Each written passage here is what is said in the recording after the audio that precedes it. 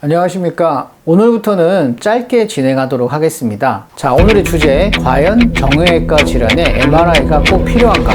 빨리 하기로 했죠. 결론부터 말씀드리면 전 아니라고 봅니다. 여기서 영상을 그만 보셔도 되겠지만 이제 궁금하실 거예요. 자, 이제 시작을 하겠습니다. 주변 사람들이랑 정형외과 다녀왔고 병원 다녀온 이야기를 하면 또 MRI도 안 찍고 어떻게 제대로 된 진료가 되겠어? 야, MRI부터 찍어봐. 안 낫는다고 고생하지 말고, 야, MRI부터 찍어야지. 어떻게 MRI를 안 찍냐? 하는 이야기를 많이 듣게 될 것입니다. 근데 저는 오시는 환자분들 중에 한 99%는 MRI가 없어도 되고 꼭 굳이 안 찍어도 된다라고 생각을 하고 환자분들한테도 그렇게 이야기를 드립니다. 왜 그럴까요? 자, MRI는 그림에 보시는 것처럼 큰 통 속에 사람이 들어가서 몸을 촬영하는 겁니다. CT나 엑스레이랑은 다르게 방사선이 나오지 않기 때문에 몸에 유해하지 않다는 장점이 있지만은 통 속에 들어가야 되니까 좀 답답함을 느끼실 수 있고요. 구독자분들 중에서는 한두 번 찍어보신 적이 있으실 겁니다. 그래서 요게 바로 MRI인데 서울 삼성병원에서 MRI에 관해서 올린 글을 보면 이 통 안에서 몸의 구조 등을 촬영하는 장비인데요. 중요한 것은 이 MRI라는 장비가 몸에 이상을 찾는 장비는 아니라는 겁니다.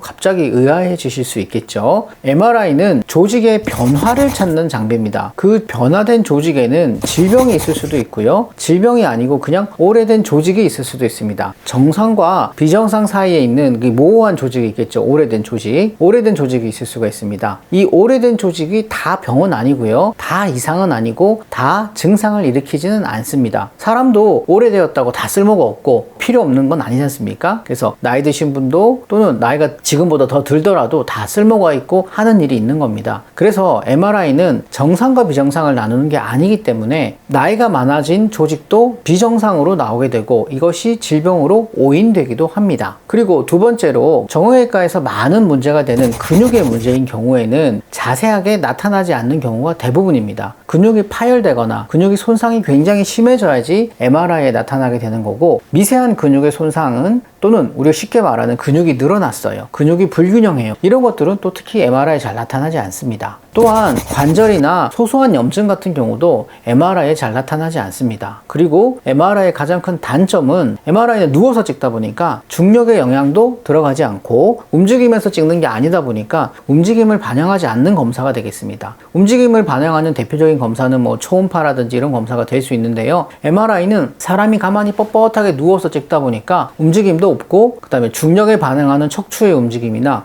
목의 움직임, 어깨의 움직임이 반영되지 않는 단점이 있습니다. 따라서 병을 치료하는데 MRI는 꼭 필수적인 요소는 아닙니다. 그래서 MRI만 의존하고 치료하게 되면 증상과 연관이 없는 나이가 든 정상 조직을 제거하는 수술을 하게 돼서 더 불편해지는 경우도 있고요. 아까도 말씀드렸지만 나이가 들었다고 다 병이고 못 쓰게 되는 건 아니지 않습니까? 그리고 MRI에 나타나지 않는 원인도 있죠. 아까 설명드렸듯이 엉뚱한 부위에 치료를 하거나 엉뚱한 치료를 해서 치료가 더뎌지는 경우도 발생하게 됩니다. 다시 한번 말씀드리지만 MRI는 진단기기입니다. 그리고 모든 병을 찾아낼 수 있는 맞는 기기도 아닙니다. 그렇다면 우리가 질병을 치료하는 데 있어서 MRI보다 더 중요한 건 뭐가 될 수 있을까요? MRI는 진단기기이기 때문에 무엇보다 중요한 것은 제대로 된 치료가 더 MRI보다 훨씬 중요하다고 할 수 있겠습니다. 치료를 위해서는 다음과 같은 것이 필요합니다. 환자가 내가 가지고 있는 병에 대해서 제대로 인식하고, 그리고 어떠한 병인지 의사가 병에 대해서 제대로 진단하는 것이 필요합니다. 우리가 대부분 오랫동안 힘들어하는 정형외과 질환들은 대부분 퇴행성 질환들입니다. 따라서 이 질환들을 한 번에 없애버리고 다시는 생겨나지 않도록 하는 일회성 질환이 아닌, 안타깝지만 당뇨나 고혈압, 고지혈증 같은 평생 관리해야 하는 병으로 생각해야 됩니다. 치료 과정은 정확한 진단, 정확한 치료, 그리고 정확한 관리가 필요하다고 하겠습니다. 결론적으로 의사들은 병을 몰라서 MRI를 찍느냐, 그런 것이 아니고 진찰과 검사를 통하면 충분히 병을 알 수 있고요. 대부분의 병원에서 MRI를 찍는 이유는 이 병이 너무 심각한 경우에 환자를 수술을 통해서 해결할지 아니면 비수술적인 치료를 할지를 결정하기 위해서 MRI를 찍는 겁니다. 그러니까 환자분이 왜 아픈지 모르기 때문에 아유 대충 MRI 찍어보면 나오겠지 하고 생각하고 찍는 경우는 아니고요. 이 병이 너무 심한지 수술을 꼭 해야 되는지를 결정하기 위해서 MRI를 찍는 경우가 대부분입니다. 자, 여기까지가 이제 오늘의 동영상의 주된 내용이고요. 여기서 이제 그만 나가셔도 됩니다. 하지만 제가 이 컨텐츠를 준비하는 거는 대부분 이제 환자분들이랑 이야기하면서 유튜브 컨텐츠 내용을 구상을 하다 보니까 오늘 구독자분들 또는 시청하시는 분들 중에서도 진짜 환자분이 계신다면은 이제 실제 환자 케이스를 보시면서 진행하시는 게 좋을 것 같습니다. 자, 47세 남자 환자분이십니다. 평소에는 괜찮으시다가 무거운 것을 들고 난 뒤에만 오른쪽 날개뼈가 너무 아프시다는 분이 계셨어요. 그래서 오른쪽 그림에처럼 빨간 동그라미 부분, 그래서 이 빨간 동그라미 부분이 너무 아프시다고 어깨 치료만 거의 1년 반 넘게 하셨어요. 사시는 곳이 용인이라서 주변에 있는 병원, 도수치료 뭐 다 다니셨는데 이 증상에 차도가 없으신 거예요. 그리고 병원마다 갈 때마다 각각 병원들에서 말이 다 다르고 병에 대한 횡설수설 같은 약간 공통되지 않은 의견들이 나왔고요. 결국엔 아까 말씀드린 대로 MRI를 찍었습니다. MRI를 찍으니까 회전근개 부분 파열이다. 저한테 오셔가지고는 제가 이거 회전근개 부분 파열인데 어떻게 되나요? 수술을 해야 되나요? 라고 저한테 여쭤보셨어요. 저는 일단은 여기가 아프신 거에 대해서 어깨를 열심히 치료했는데 안 나오니까 어깨가 아닐 가능성도 있지 않을까 생각을 하고 저희 병원에서 이제 어깨 환자들은 무조건 목이랑 다 체크를 하겠죠. 47세 남자 환자분이시고 왼쪽의 목 사진입니다.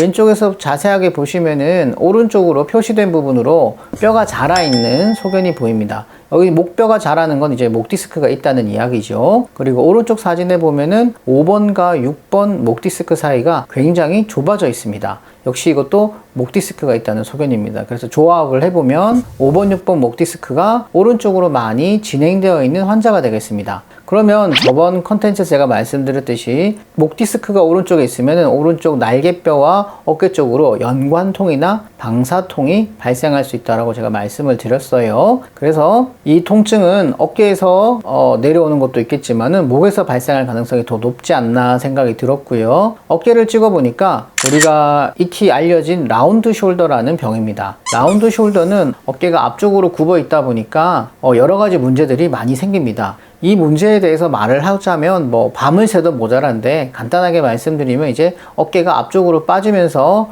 어깨와 목의 문제를 유발하는 자세병 중에 하나가 되겠습니다. 어깨가 앞쪽으로 빠지게 되면 상경갑신경이라고 해서 날개뼈 뒤쪽으로 지나가는 신경이 당겨지는 효과가 나게 되고요. 이 당겨지는 게 심해지면 통증과 염증을 일으키게 됩니다. 그래서 환자분이 무거운 거를 많이 들게 되면 아무래도 어깨가 더 앞쪽으로 빠지게 되면서 어깨 신경을 더 자극하게 되겠죠. 그러니까 무거운 거 들고 나면 통증이 심하고 안 깔아앉고 힘들어지는 거죠. 근데 어깨를 아무리 치료해도 문제의 원인은 목에서부터 출발을 하니까 어깨 치료가 효과가 제한적일 수밖에 없습니다.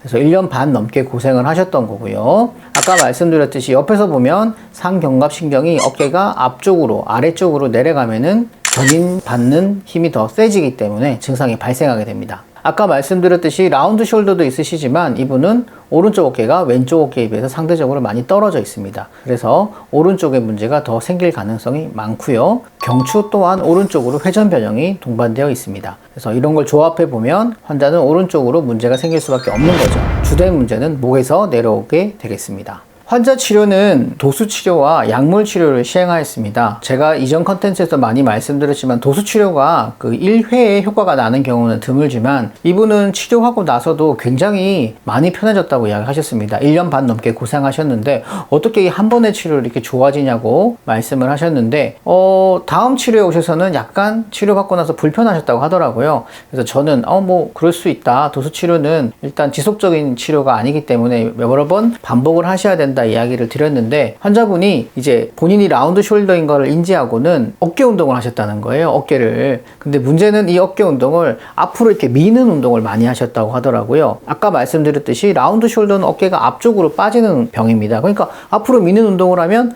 더 악화가 되겠죠. 다시 한번 설명을 드리고 환자분한테 가슴 운동하지 마시고 팔굽혀펴기 하지 마시고 다시 한번 봅시다 했는데 두 번째 치료 만에 거의 다 나으셨다 그랬어요. 그래서 지금은 4번 치료하고 종결을 하셨어요. 그래서 3번까지도 거의 다 좋아지셨고 4번째는 이제 재발하지 않는 것만 확인하고 치료를 종결을 했습니다. 1년 반 동안 아팠던 환자인데 주사도 안 맞고 도수 치료 2번 만에 좋아지셨고 뭐 3번째, 4번째는 이제 확인하는 거였으니까 굉장히 드라마틱하게 좋아지셔가지고 이 환자분 환자분이 끝나고 난 다음에 저한테 혹시 저 목 MRI 찍어봐야 되나요? 라고 저한테 물어보셔가지고 제가 이 컨텐츠를 준비하게 됐습니다. 환자한테 중요한 거는 치료죠. 뭐 어디가 문제가 있다도 중요하겠지만은 이미 다 말씀을 드렸고 정확하게 진찰을 했고 환자한테 병에 대해서 인식을 심어준 다음에 적절한 치료를 하니까 많이 좋아진 거죠. 그렇기 때문에 모든 환자가 MRI가 꼭 필요하고 MRI를 꼭 찍어야 되는 건 아닙니다. 제가 이 컨텐츠를 만들게 된 거죠. 앞으로는 이 환자분이 이제 어깨가 앞쪽으로 더 빠지는 것을 막아주는 여러 가지 운동들을 안내시켜 드렸고, 그리고 이 병이 만성 질환이니까 언제든지 컨디션이 안 좋아지거나 무리하게 일하면 증상이 재발할 수 있으니까 꼭 다시 오라고 알려드렸습니다. 근골격계 질환에서 MRI가 꼭 필요한가 보다는 내 병이 정확하게 무엇이고 어떤 치료를 해야 되는지가 훨씬 더 중요합니다. MRI만 믿고 병을 진단하고 치료를 하다 보면은 가끔 아주 드물지만은 치료가 엉뚱한 데로 가는 경우도 있고 하지 않아야 될 불필요한 수술을 하는 경우도 있습니다. 수술이 나쁘다는 뜻이 아니고요. 오해하지 마시고, 내가 아픈 조직이 아닌데 그냥 나이가 들어서 모양이 이쁘지 않은 변화된 조직이라서 얘를 제거한다고 해서 내가 현재 아픈 통증이 꼭 낫느냐, 이걸 보장할 수 없기 때문에 이거에 대한 정확한 진단과 치료가 필요하다고 생각됩니다. 오늘 내용도 괜찮으셨으면 구독 눌러주시고 좋아요 눌러주시고요. 매주 저희가 또 콘텐츠를 준비할 거니까 알람 설정도 꼭 부탁드리겠습니다. 몸 잘 챙기시고 항상 건강하신 모습으로 뵙도록 하겠습니다. 감사합니다.